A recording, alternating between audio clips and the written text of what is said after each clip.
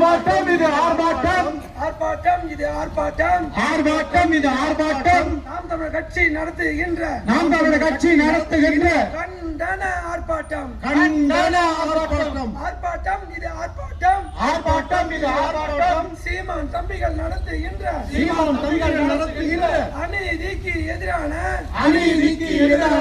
கண்டன ஆர்ப்பாட்டம், கண்டன ஆர்ப்பாட்டம். தமிழக அரசு, தமிழக அரசு, தமிழக அரசு, தமிழக அரசு, தமிழக அரசு, திமுக அரசு, தமிழக அரசு, திமுக அரசு, நிலம் வழங்கு, நிலம் வழங்கு, நிலம் வழங்கு, நிலம் வழங்கு. கிறிஸ்தவ மக்களுக்கு உரிய, கிறிஸ்தவ மக்களுக்கு உரிய கல்லறை தோட்டம் நிலம் வழங்கு, கல்லறை தோட்டம் நிலம் வழங்கு. தமிழக அரசு, திமுக அரசு, தமிழக அரசு, திமுக அரசு, ஏமாற்றாது, ஏமாற்றாது, ஏமாற்றாது, ஏமாற்றாது. திமுக அரசு, ஸ்டாலின் அரசு, திமுக அரசு, ஸ்டாலின் அரசு, ஏமாற்றாது, ஏமாற்றாது, ஏமாற்றாது, ஏமாற்றாது.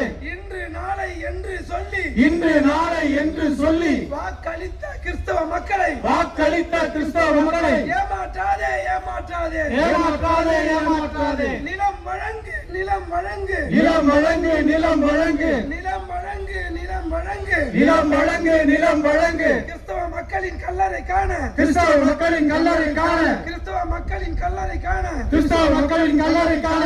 நிலம் வழங்கு, நிலம் வழங்கு, நிலம் வழங்கு, நிலம் வழங்கு. அன்பு வணக்கம்.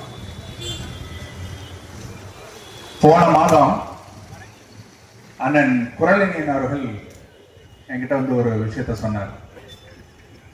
நமக்கு ஒரு கல்லறை தோட்டம் இருந்தது, அந்த கல்லறை தோட்டம் நம்மிடமிருந்து பறிக்கப்பட்டு விட்டது, அந்த கல்லறை தோட்டத்தை மீட்டெடுக்க வேண்டும் அப்படின்னு சொன்னார்.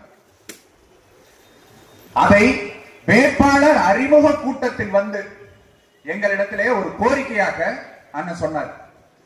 அதே மேடையில் அறிவித்தோம், ஐயா உங்களுக்காக நாங்கள் வந்து போராட்டத்தை நடத்தி அந்த கல்லறை தோட்டத்தை மீட்டு கொடுப்போம் என்று அந்த போராட்டத்தை அந்த மேடையிலேயே அறிவித்தோம். அதன் தொடர்ச்சியாகத்தான் இந்த போராட்டங்கிறது நடக்குது. அப்ப நான் சொல்லும் போது சொன்னேன், அடுத்த வாரத்திலேயே இந்த போராட்டத்தை நாங்க முன்னெடுக்கிறோம் அப்படின்னு சொன்னேன். அங்க இருக்கக்கூடிய கிறிஸ்தவ பாதிரியார்கள் எல்லாரையும் சந்திச்சோம், பேசணும். இந்த போராட்டத்துக்கு நீங்க எல்லாம் வந்து நிக்கணும், உங்களுக்காக தான் நாங்க போராடுறோம் அப்படிங்கறத சொன்னோம். எங்களுக்கு முன்னாடி பேசின அண்ணன் சொன்னது போல பாதிரியாளர்கள் எல்லாம் பயப்படுறாங்க. நாங்க வந்து எப்படிங்க ஆளுங்கட்சிக்கு எதிராக நாங்க வந்து போராடுறது, ஆளுங்கட்சிக்கு எதிராக கேள்வி கேட்டாக்க எங்களுக்கு இப்ப கிடைக்கிறதும் கிடைக்காதுங்க. எப்படி பயமுறுத்தி வச்சிருக்கிறாங்க பாருங்க. நீங்க சிறுபான்மை சிறுபான்மை என்று உங்களை தனிமைப்படுத்திக் கொள்ளுகிற வரைக்கும் உங்களை இப்பதான் பயமுறுத்துவான். நீங்க எல்லாம் சிறுபான்மையினர் அப்படின்னு சொல்றவன், நாங்கள் தான் சிறுபான்மை பாதுகாவலர் சொல்றவன் உங்களை எல்லாம் என்ன பண்ணி வைப்பான், பயமுறுத்தி தான் வைப்பான். அண்ணன் செந்தமிழின் சீமானை போல நீங்கள் பெருத்த தமிழ் தேசிய இனத்தின் மக்கள் என்று சொல்லக்கூடிய நாங்கள் தான் இது உங்களுடைய உரிமை, உங்களுக்கு கொடுக்கக்கூடிய சலுகை இல்ல, நாங்கள் பெற்று தருகிறோம்னு வந்து நிற்போம். அப்ப நீங்க யாரை தேர்ந்தெடுக்கணும்ங்கறத நீங்க தான் முடிவு பண்ணணும். இதுல கதையை பாருங்க. இது ஒரு கல்லறை தோட்டங்க. ரொம்ப காலமா ஜமீன் பல்லாவரத்தில் இருக்கக்கூடிய இந்த புனித சூசேப்பர் ஆலயத்தின் வழியாக அவங்க கேட்கிறாங்க, எங்களுக்கு ஒரு கல்லறை தோட்டம் கொடுங்க, கல்லறை தோட்டம் கொடுங்க. ரொம்ப காலமா, நீண்ட காலமான கோரிக்கை. அதை ஏற்றுக்கொண்டு இவர்கள் கல்லறை தோட்டத்தை கொடுக்கிறோம்னு சொல்லி கொடுத்துட்டாங்க. கொடுத்த பிறகு அங்க வந்துட்டு கொண்டு போய் இறந்தவர்களை அடக்கம் செய்கிறார்கள், நல்லடக்கம் செய்கிறார்கள். இந்த பணத்தை புதைச்சாச்சு. பணத்தை புதைச்ச உடனே ஐயா சொன்னார் இல்லையா, எங்களுக்கு ஒரு கிறிஸ்தவரே வந்துட்டு எம்எல்ஏவா கிடைச்சிருக்கிறாரு, கொடுத்துட்டாங்க அப்படின்னு நம்பிட்டாங்க. அவர் எப்படிப்பட்ட கிறிஸ்தவர்னா உண்மையிலே தூய்மையான கிறிஸ்தவர். ஏன் தெரியுமா சொல்றேன், நீங்க சொல்றீங்கல்ல புதைச்ச பிறகு வந்துட்டு ஐயா இயேசு அவர்கள் உயிர் தெழுவார், கல்லறை உடைக்கப்படும், கல்லறையிலிருந்து வெளியேறுவார் அப்படின்னு நீங்க சொல்றீங்கல்ல, அதை நம்பக்கூடியவர். அதனால என்ன பண்ணாரு, 4 பணம் புதைச்சிங்கல்ல, 4 பேரையும் நாங்கள் உயிர் தெழ வைக்கிறோம், கல்லறையை தோண்டி வெள்ள எடுக்கிறோம்னு தோண்டி வெள்ள எடுத்துட்டு அந்த இடத்துல ஒரு வணிக வளாகத்தை கட்டுறதுக்கு இடம் கொடுத்துட்டாங்க. அப்ப எப்படிப்பட்ட கிறிஸ்தவருங்கிறது, உண்மையான கிறிஸ்தவருங்கிறத நீங்க தான் புரிஞ்சுக்கணும். இப்போ ஏன் இது கல்லறைக்காக நான் போராட வேண்டிய தேவை வருதுங்கிறத நீங்க பாருங்க. நாம் தமிழர் கட்சி ஏன் இதை வந்துட்டு ஆதரிக்குது, போராடுது அப்படின்னா, இது எங்களுடைய பிறவி கடன். நீங்க ஓட்டு போடுங்க, போடாம போங்க, நீங்க எங்கேயோ போய் நாசமா போங்க, எவனுக்கோ போய் வாக்கு போடுங்க, என்னவோ பண்ணுங்க, எங்களுடைய பிறவி கடன். எங்களோடு இருக்கக்கூடிய தமிழ் தேசிய இனத்தின் மக்கள் ஒரு உரிமை பறிக்கப்படுகிறது என்றால் அதற்கு குரல் கொடுப்பதற்காக ஓடி வந்து நிற்க வேண்டியது எங்களுடைய பிறவி கடன். அதற்காக வந்து நிற்கிறோம், அவ்வளவுதான். இதுல எந்த இதுவும் இல்ல. தமிழர்களுடைய மரபு என்ன? ஐயா சொல்லும் போதெல்லாம் சொன்னாங்க, ஏன் வந்துட்டு எரிச்சிருக்க கூடாதா அப்படிங்கலாம் எங்களை கேட்கறாங்க அப்படின்னு. தமிழருடைய மரபை நடுகள் மரபினாங்க. அடக்கம் செய்வதே எப்படின்னாக்க, எங்களுடைய வீரர்களை அடக்கம் செய்துவிட்டு அந்த நடுகளை நட்டு இவர்கள் யார் எப்படிப்பட்டவர்கள் சொல்றதுதான் தமிழருடைய மரபு. நீ இன்னும் நம்ப மாட்டீங்க. வீரர்களுக்கு வந்துட்டு நடுகள் நடுறதெல்லாம் இருக்கட்டும், ஒரு ஊருக்கும் இன்னொரு ஊருக்கும் பகை வருது. அப்போ நேரடியாக மோதி கொண்டால் பல உயிர்கள் பலியாகும், எல்லாம் போகுங்கிறதுக்கு அங்க என்ன பண்றாங்க, கோழி சண்டை விடுறாங்க. எந்த கோழி வந்துட்டு சேவல் சண்டை, அந்த சேவல் எந்த சேவல் ஜெயிக்குதோ அந்த ஊர் வெற்றி பெற்றதாக நம்ம புரிந்து கொள்வோம் அப்படின்னு சொல்லி சேவல் சண்டையிடுறாங்க. அந்த சேவல் சண்டையிலே நல்லா போராடி கடைசியில் உயிர் நீத்தது ஒரு சேவல். அந்த சேவலுக்கு நடுகள் நட்டிருக்காங்க தமிழ்நாட்டுல. அந்த சேவலுக்கு நடுகள் நட்ட ஒரு மரபினை கொண்டவர்கள் தமிழர்கள்.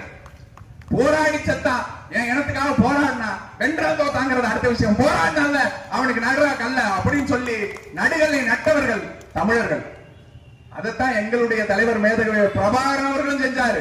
மாவீரர்கள் துயிலும் இல்லங்களை உருவாக்கினார். எதற்காக? எரிக்கலை, எவனையும் கொண்டு போய் எரிக்கல, துயிலும் இல்லங்களை உருவாக்கினார். அத்தனை பேருக்கும் நடுகளை உருவாக்கினார்.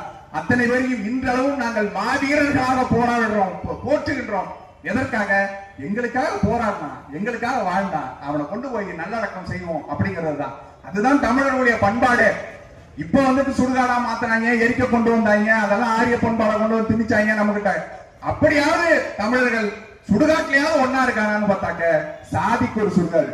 ஒரு சுடுகாட்டுக்குள்ள போனாக்க நீ எரிக்கிற பணம் எரிக்கிற இடத்துல என்ன எரிக்க விட மாட்டான், நான் எரிக்கிற இடத்துல ஒன்ன எரிக்க விட மாட்டான்னு சாதிக்கு ஒரு சுடுகாடு. சுடுகாட்டிலும் இன்னும் பேதம் இருக்கிறது, சாதி இருக்கிறது. அப்படியாக பிரித்து வைக்கும் போதுதான் கிறிஸ்தவம் இஸ்லாம் என்ற மதங்கள் வருது. நீ தொட்டா தீட்டு பாத்தா தீட்டுன்னு சொன்னவன், நான் உன்னை தழுவிக்கிறேன்டா, ஆற தழுவிக்கிறேன்டான்னு சொல்லி தழுவிச்சு கட்டி பிடிச்சிச்சு, கை கொடுத்துச்சு. தமிழர்கள் தான் கிறிஸ்தவத்தையும் இஸ்லாமியர்களையும் ஏற்றுக்கொண்டார்களே தவிர, நாங்கள் அங்கிருந்து ஐரோப்பாவிலிருந்தும் இல்ல இங்க இருந்தோ வந்து அரபு நாடுகள் இருந்து இறக்கப்பட்டவர்கள் கிடையாது. இந்த பூர்வகுடி மக்கள், இந்த நிலம் எங்கள் நிலம். அதற்காகத்தான் இங்க இருக்கக்கூடிய கிறிஸ்தவர்களை தமிழ் தேசிய பேரின மக்கள் அப்படின்னு நாங்க சொல்றோம். இதை புரிஞ்சு கொண்டாதான் உங்களுடைய அரசியல் புரிவு வரும். இல்ல நாங்க சிறுபான்மை, நாங்க ஒதுங்கிக்கிறோம், நாங்க வந்துட்டு ஆட்சி அதிகாரத்துக்கு கேள்வி கேட்கறதுக்கு எங்களுக்கு வலிமை இல்லைன்னு நீங்க நினைச்சிட்டீங்கன்னா உங்களை இப்படியே பயமுறுத்தியே தான் வச்சுக்கிட்டு இருப்பான், பயமுறுத்தியே தான் வச்சுக்கிட்டு இருப்பான். எனக்கு முன்னாடி பேசுறவங்க எல்லாம் கூட கேட்டாங்க, இங்க வந்துட்டு புதைக்கிறதுக்கு நிலம் இல்லையா? இருக்கிறது. எவ்வளவு ஏக்கர் வந்துட்டு இங்க புறம்போக்கு நிலம் இருக்குது அல்லது அரசு நிலங்கள் இருக்கிறதுங்கிறது எல்லாருக்கும் தெரியும். அதுவும் குறிப்பாக இந்த நிலங்களை ஆட்டை போடக்கூடிய திமுக காரனுக்கு நல்லா தெரியும். ஏன் அவன் செய்யறது இல்ல, ஏன் கொடுக்கறது இல்ல? கொடுக்கணுங்கிற மனம் இல்ல, அதனால கொடுக்கறது இல்ல. ஐயா கருணாநிதி அவர்களுக்கு இங்க ஏக்கர் கணக்கில் கொண்டு போய் இடுகால கட்டி புதைச்சு வச்சிருக்கு, பல பலன்னு வைப்பாங்க, 50 கோடி நாள் வைப்பாங்க. அப்பெல்லாம் நீர்நிலை கெட்டு போகாது. எப்படி? கடற்கரை, கடல்ங்கிறதே நீர் பரப்பு தான். அந்த கடற்கரை நீர்நிலையா அவங்களுக்கு மாறாது. நாங்க போனோம் புதைச்சாக்க அந்த போனோம் புதைச்ச இடம் மட்டும் நீர்நிலையா வந்துட்டு மாறிடும். முதல்ல நீர்நிலையா இல்ல, தூக்கி கொடுத்துட்டோம். இப்ப இன்னொரு இடத்துல இருந்து ஒரு ஆஃபர் வருது, அங்க வணிக வளாகம் கட்டணும்னு ஆஃபர் வருது. ஆஃபர் வந்துருச்சுன்னா நீர்நிலையா மாறிடும். மாறிடுச்சுன்னா என்ன, புதைச்ச பணத்தை தூக்கி போட்டுட்டு அங்க வணிக வளாகத்துக்கு இடத்த கொடுத்துருவோம். எப்படிப்பட்ட நேர்மையாளர்கள் பாத்தீங்க. சரி, அதை எடுத்தீங்கயா, எங்களுக்கு வேற ஒரு மாற்று இடமாக கொடுக்கணும்ல, இன்னொரு இடத்த கொடு, இன்னொரு இடத்த கொடு. அந்த இடம் தான் நீ வேற இடத்துல வித்துட்ட, நீ வந்துட்டு அதுல கல்லா கட்டிட்டு என்னவோ பண்ணி தொலைச்சிட்ட, எங்களுக்கு வேற ஒரு இடம் கொடு அப்படின்னா இடமே இல்லைங்க, உலகத்துல இடமே இல்லைங்க. அப்புறம் கருணாநிதிக்கு 4 ஏக்கர் நிலம் இருக்குங்க, அங்க கொண்டு போய் புதைக்கிறதுக்கு இடம் இருக்குங்க. பேரா செலவைக்குமா, கடலுக்குள்ளேயே இடம் இருக்குங்க, எங்க கடலுக்குள்ளேயே இடம் இருக்கு. ஆனா எங்களுக்கு மக்களுக்கு, வாழ்ந்த மக்களுக்கு புதைக்கிறதுக்கு இடம் இல்ல, செத்தவனை கொண்டு போய் புதைக்கிறதுக்கு இடம் இல்ல. இதை நீங்க நம்பணும். நம்பலன்னா பாஜக உள்ள வந்துடும். இதை நீங்க நம்பலன்னா பிஜேபி உள்ள வந்துருங்க. பிஜேபி உள்ள வந்துடும், நம்புங்க. அதே திமுக கொண்டு போய் நாசமா போன ஓட்ட போடுங்க. திரும்ப இதே போல 4000 மணி நடு ரோட்ல இருந்து கத்துங்க, எங்களுக்கு இடம் இல்ல, புதைக்கிறதுக்கு இடம் இல்லைன்னு கத்துங்க. இதை மாத்தணுமா இல்லையாங்கிறத சிந்திங்கள். என் அன்பு சொந்தங்க நல்லா பாருங்க, திரும்பி பாருங்க, வரலாறு நமக்கு என்ன கற்பிக்குதுங்கிறத பாருங்க. மீண்டும் மீண்டும் இவர்களுக்கு ஆட்சி அதிகாரத்தை கொடுப்பதன் மூலமாக இவர்கள் பிஜேபி எதிர்ப்பாங்க, நீங்க இன்னும் நம்புறீங்களாங்கிறத திருப்பி பாருங்க. ஆட்சி அதிகாரத்துக்கு வந்துட்டீங்கல்ல, இந்த ஆட்சி அதிகாரத்தை வந்து இந்த 4.5 வருஷத்துல பிஜேபி கொண்டு வந்த இந்த திட்டத்தை நாங்கள் தடுத்து நிறுத்தி விட்டோம். ஒரே ஒரு திட்டம் சொல்றான், ஒரே ஒரு திட்டம் பிஜேபி கொண்டு வந்துச்சுங்க. 8 வழிச்சாலை கொண்டு வந்துச்சு, நாங்க தடுத்து நிறுத்திட்டோம். பிஜேபி அதானி துறைமுகத்தை கொண்டு வந்துச்சு, நாங்க தடுத்து நிறுத்திட்டோம். பிஜேபி வந்து கனிம வளங்கள் எல்லாம் கொள்ள கொண்டு போகுது, நாங்க வந்து தடுத்து நிறுத்திட்டோம். ஏதோ ஒரு திட்டம் சொல்றான், ஒரே ஒரு திட்டம். பிஜேபி கொண்டு வந்த திட்டத்தை திமுக தடுத்து நிறுத்திடுச்சு. சொல்லு, இவங்க எதுக்கு தெரியுமா போராடுவாங்க? இவங்க கையில அதிகாரம் இருக்கக்கூடிய கனிம வள கொள்ளங்களை இவங்களால தடுக்க முடியுமா? தடுக்க முடியும். அதுக்கெல்லாம் போராட மாட்டாங்க. இங்க இருக்கக்கூடிய அதானி துறைமுகத்தை தடுக்க முடியுமா? தடுக்க முடியும். போராட மாட்டாங்க. 8 வழிச்சாலைய தடுக்க முடியும், போராட மாட்டாங்க. ஆனா இவங்க கையில எதுக்கு வலிமையே இல்லையோ, நீட்டுக்கு எதிராக நான் போராடுறேன், உன்னால முடியாதுங்கிறது உலகத்துக்கே தெரியும். நீட்டுக்கு எதிராக நான் போராடுறேங்க, அப்புறம் சிஏக்கு எதிராக நான் போறேன். அது வந்துட்டு எதெல்லாம் மத்திய அரசு வந்துட்டு அவன் கையில முழு அதிகாரத்தை குவிச்சு வச்சிருக்கிறானோ, இவன் போராடினாலும் எதெல்லாம் பெற முடியாதோ அதை மட்டுமே போராடுறதா காட்டுவான். அப்ப என்ன அர்த்தம்? உங்களை ஏமாற்றுவதற்காக என்ன வேணாலும் செய்யும். அதுக்கு முன்னாடி கோ பேக் மோடின்னு கருப்பு பலூனை விடுவான். ஆட்சிக்கு வந்து உட்கார்ந்தோன்னே உலகத்துல இது வரைக்கும் வெள்ளை கலர்ல கொடை பார்த்திருக்கீங்களாங்க? நீங்க இந்த கடையில எங்கேயாவது பாருங்க, ஏதாவது ஒரு இடத்துல வெள்ளை கலர்ல கொடை இருந்துச்சுன்னா எனக்கு வாங்கி கொடுக்கல. நானும் தேடிக்கிட்டு இருக்கேன், கிடைக்க மாட்டேங்குது. ஆனா ராத்திரியோட ராத்திரியா வெள்ளை கலர்ல கொடையை பிடிச்சுக்கிட்டு ஏர்போர்ட்ல போய் வருக வருக மோடி அவர்களே காலில் விழுந்து வருக சொல்றாங்க. நாங்கள் தான் வந்துட்டு மோடி எதிர்க்கிறோங்க. அவர் கொண்டு நிதி ஆயோக் சந்திக்க மாட்டோம், நாங்க போக மாட்டோம். நிதி ஆயோக்கா அதெல்லாம் முடியாதுங்க அப்படிம்பாங்க. உதயநிதிக்கு ஒரே ஒரு ரைடு விட்டோன்னு அடுத்த ஆண்டாவே நிதி ஆயோக்ல போய் நாங்க முதல் சீட்ல உட்காந்துருப்போம். ஏன் தெரியுமா? இல்லையா? பிஜேபி எதிர்க்கிறோம். தெரியாது உங்களுக்கு? பிஜேபி எதிர்க்கிறோம். இப்படிதான் இவங்களோட பிஜேபி எதிர்ப்புங்கிறது, திமுகவின் பிஜேபி எதிர்ப்புங்கிறது எப்படி இருக்குங்கிறதுக்கு இதெல்லாம் சாம்பிளுங்க, சாம்பிள். இதை நீங்க நம்பிக்கொண்டு மீண்டும் மீண்டும் அவங்களுக்கு ஓட்டு போடுங்க, ஓட்டை திரும்பவும் போடுங்க. அப்பதான் தெரியும் உங்களுக்கு. பாருங்க, நல்லா பாடுங்க, மாற்றுங்க. நன்றி சொல்லுங்க, நல்லா சிந்திங்க. இந்த முறை நல்லா ஒரே ஒரு முறை நீங்க வாக்களிச்சு பாருங்க. ஓட்டுக்கு காசு கொடுக்கறவன் எப்படி நல்லவனா இருப்பாங்கிறத சிந்திங்க. இன்னைக்கு தேதியில ஒரு 10 கோடி ரூபாய் நான் செலவு பண்றேன், 20 கோடி ரூபாய். இன்னைக்கு தேதியில இந்த பல்லாவரத்தில் நிற்கக்கூடிய வேட்பாளர்கள் செலவு செய்யும் தொகை என்பது 15 - 20 கோடி ரூபாய் செலவு பண்ணிட்டுதான் வேட்பாளர் நிற்கிறான். திமுகலையும் சரி, அதிமுகலையும் சரி. ஏன் செலவு பண்றான்? நீங்க ஒரே ஒரு தடவை சிந்திச்சு பாருங்க. வந்துட்டா இதை 40 கோடி 50 கோடி எடுத்துட முடியும்னு அவன் நம்புறான். உங்களுடைய வரி பணத்தை கொள்ளையடிக்க முடியும்னு நம்புறான். நேரடியா உங்கள்கிட்ட சொல்றான், நான் வந்தாக்க இந்த 20 கோடியை 40 கோடியை எடுப்பேன்னு சொல்லிட்டு நிக்கிறான். அவனுக்கே ஓட்ட போடுறீங்க. அப்புறம் அவன் நல்லது செய்வான்னு நீங்க எப்படி நம்புறீங்க? எப்படி நம்புறீங்க? என்னால வந்துட்டு செய்ய முடியா? இதே ஆட்களை போல, இதே திமுகவை போல 10 கோடி 20 கோடி செலவு பண்ணி என்னாலேயே இங்க வந்துட்டு உங்களுக்கு எல்லாம் ஓட்டுக்கு காசு கொடுத்து வெல்ல முடியும். வென்றா அடுத்த நொடிய மூளை என்ன சிந்திக்கும்? இந்த 20 கோடியை 40 கோடியை எப்படி எடுக்கணும்னு சிந்திக்குமா? சிந்திக்காதா? சொல்லுங்க. இந்த கேள்வியை நீங்க மனசுல உள்ள வாங்குங்க. அப்போ அதை செய்யக்கூடாது. நேர்மையா நிக்கணும். ஓட்டுக்கு 1 பைசா காசு கொடுக்காம நிக்கணும்.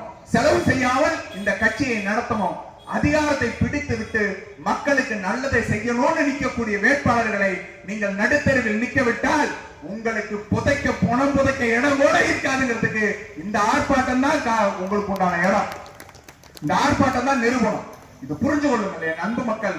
இந்த முறை மாற்றத்துக்காக உங்கள் வாக்குகளை செலுத்துங்கள். ஒரே விஷயம்தான், நீங்க இன்னும் நிறைய போராட்டங்கள் நடந்து கொண்டிருக்கு. ஜாக்டோ போராடுது, செவிலியர்கள் போராடுறாங்க, அரசு ஊழியர்கள் போராடுறாங்க, மருத்துவர்கள் போராடுறாங்க, மாணவர்கள் போராடுறாங்க, எல்லாரும் போராடுறாங்க. இந்த போராட்டங்கள் அத்தனைக்கும் உண்டான ஒற்றை தீர்வை நான் சொல்றேன். ஒரே ஒரு தீர்வு சொல்றேன். நீங்க ஓட்டெல்லாம் போட வேண்டாம், நாம் தமிழர் கட்சிக்கு ஓட்டெல்லாம் போட வேண்டாம். நீங்க எல்லாரும் சேர்ந்து எங்கள் வாக்கு அண்ணன் சீமானுக்கு தான் ஒரு அறிக்கை மட்டும் விடுங்க. வேற எதுவும் பண்ண வேண்டாம், அறிக்கை மட்டும் விடுங்க. அடுத்த நாள் உங்கள் போராட்டங்களுக்கு உண்டான தீர்வுகள் கிடைக்கும். தீர்வு கிடைக்குதா இல்லையான்னு பாருங்க. நீங்க ஓட்டே போட வேண்டாம், ஆனா அறிக்கை மட்டும் விட்டு பாரு என்ன நடக்குதுன்னு. இங்கேயும் சொல்றேன், என் கிறிஸ்தவ பெருமக்கள் எல்லாருக்கும் சொல்றேன், இந்த முறை வாக்கு ஈ கருணாநிதிக்கு இல்ல, ஈராக். ஓட்டே போட வேண்டாம், ஆனா அறிக்கை மட்டும் விட்டு பாரு என்ன நடக்குதுன்னு. இங்கேயும் சொல்றேன், என் கிறிஸ்தவ பெருமக்கள் எல்லாருக்கும் சொல்றேன், இந்த முறை வாக்கு ஈ கருணாநிதிக்கு இல்ல, ஈராக் கார்த்திகேயனுக்கு தான். நீ ஒரு அறிக்கையை மட்டும் விட்டு பாரு, நாளைக்கு உனக்கு கலர தோட்டம், நாளைக்கு உனக்கு கலர தோட்டம் வேணுமான்னு சொல்லு. வேணுமா சொல்லு, ஒரே ஒரு அறிக்கை கொடு. இந்த முறை என் வாக்கு ஈக்கருணாநிதிக்கு இல்ல இரா கார்த்திகேயனுக்கு நீ ஒரே ஒரு அறிக்கை விடு. நாளைக்கு கலர் தோட்டம் தைரியம் இருக்க உனக்கு. உனக்கு போராடணும்னா, உனக்காக வந்து நிக்கணும்னா தைரியத்தோட நாங்க வந்து நிக்கிறோம். இப்பெல்லாம் வரக்கூடிய கட்சிகள் எல்லாம் என்ன செய்வாங்க, அவனுக்கு ஒரு பிரச்சனைனாலே வாய திறக்க மாட்டாங்க. அவனுக்கு வந்துட்டு 40 பேர் கொண்டுட்டு அவன் மேல வழக்கு போட்டாலும் அவன் வாய திறக்க மாட்டான். அவனுக்கு ஒரு படத்துல வந்துட்டு இந்த சென்ட்ரல் போர்டு வந்துட்டு படத்துக்கு தணிக்கை கொடுக்கலனாலும் போராட மாட்டான், வாயை திறந்து பேச விட மாட்டான். அவனை எல்லாம் தூக்கி நிறுத்திக்கிட்டு நீங்க நிக்கிறீங்க. அதே போல நீங்களும் ஆயிடாதீங்க. உங்களுக்கு ஒரு பிரச்சனை, நீங்க தான் முதல்ல குரல் கொடுக்கணும். உங்களுக்காக நாங்க வந்து நிக்கிறோம். எங்களோடு சேர்ந்தாவது குரல் கொடுங்கள். குரல் கொடுத்து பாருங்கள். இந்த முறை உங்களுக்கு அந்த வெற்றியை பெறும். பெறலையா விடுங்க. 26ல வர்றோம். 26ல வர்றோம். வந்துட்டு அண்ணன் சீமான் சட்டமன்றத்துக்குள்ள போறாரு. அவர் கூட சேர்ந்து நானும் உள்ள போறேன். உங்களுக்கு கல்லறை தோட்டத்தை பெற்று தருகிறேன். இது என் உறுதி. கல்லறை தோட்டத்தை பல்லாவரத்தில் பெற்று தர்றோம். பல இடங்கள்ல இருக்கக்கூடிய கல்லறை எல்லாம் பேர்த்து எரிகிறோம். கொண்டு வந்து தமிழர் தேசியத்தை நிறுவுறோம். நன்றி, வணக்கம். நாம் தமிழர். தமிழ்தாய் வாழ்க. தலைவர் பிரபாகரன் வாழ்க.